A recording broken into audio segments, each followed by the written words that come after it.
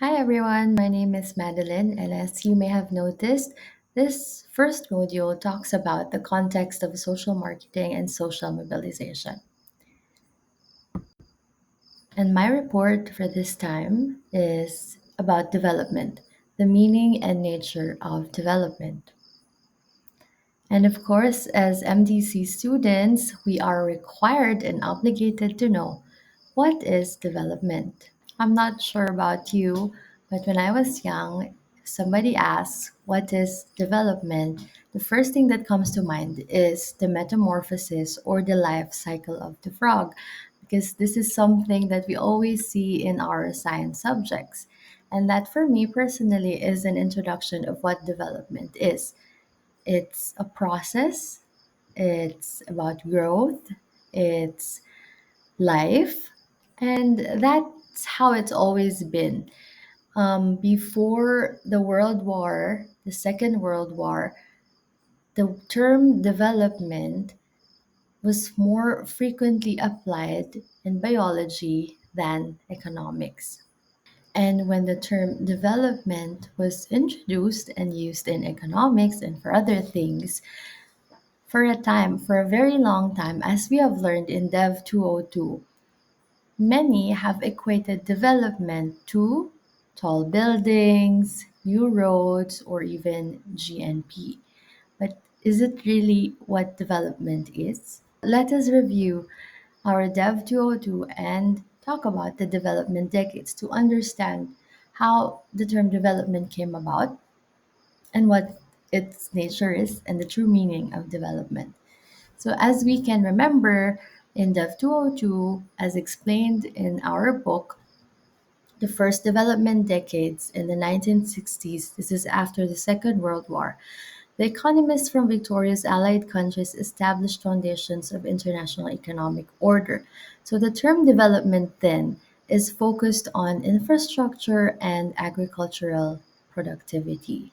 At that time, the most accurate measure of development was the gross national product or the GNP. The second development decade or the 1970s brought an obvious paradigm shift from economic, it used to be all about GNP, to humanistic. And the term began to assume meaning of the improvement of quality of life of the individual, and man has become the measure of development. By the third development decade, in the 1980s, the term is characterized by further refinement and focus. It is the realignment of priorities among international funding institutions from infrastructure. Investments were channeled to agriculture, education, and health.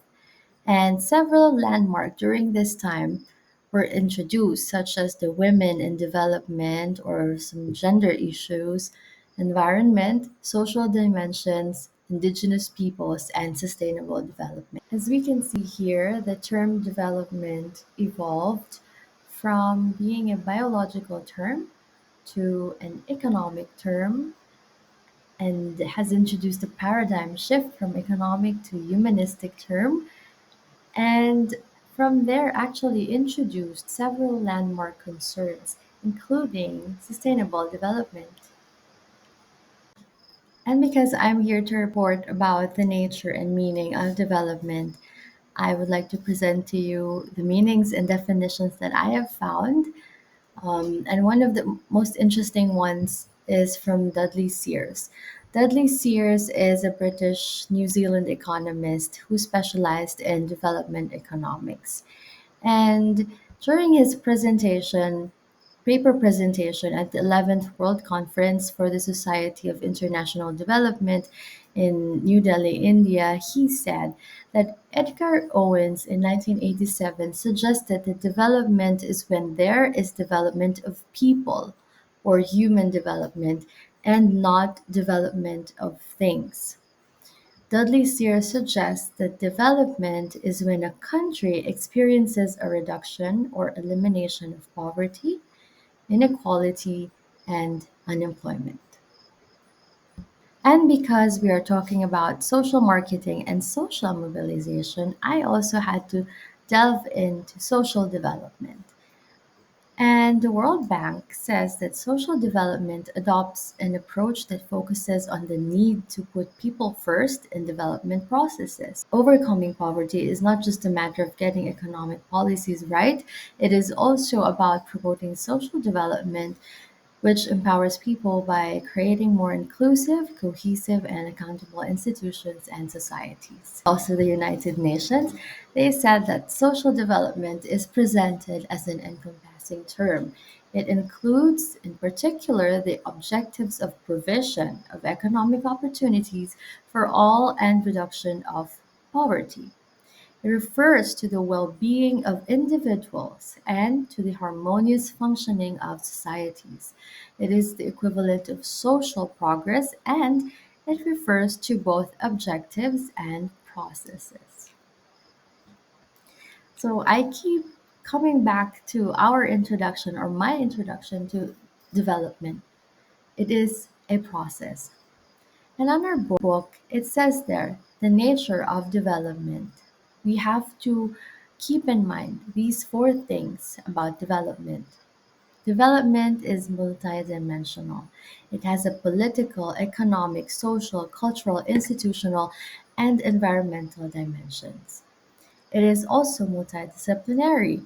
It draws from various disciplines of economics, sociology, psychology, anthropology, and from the sciences of politics, management, and environment. Development is interdisciplinary. It derives its comprehensive strategies and operational plans for implementation from relationships between and among disciplines. And lastly, development is integrative. It unifies the diverse orientation to allow interpenetration among disciplines. And while we are searching for the true meaning and the true definition of development, we have to keep in mind that there is no one final definition of development. Development thought and development theory continues to evolve as the environment and insights about society change. And just like what we have seen in my presentation earlier during the development decade, the term development still continues to evolve and it may still do so in the future. So, with that, I leave the question to you. In your own words, how would you define development? And if you could change one thing about the development process in your community or your province or the country as a whole, what would it be and why?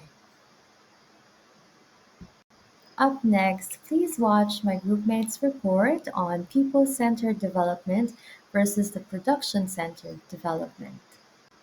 If you're still here and made it this far, thank you so much for listening and watching. Maraming salamat po. Mabuhay po tayong lahat.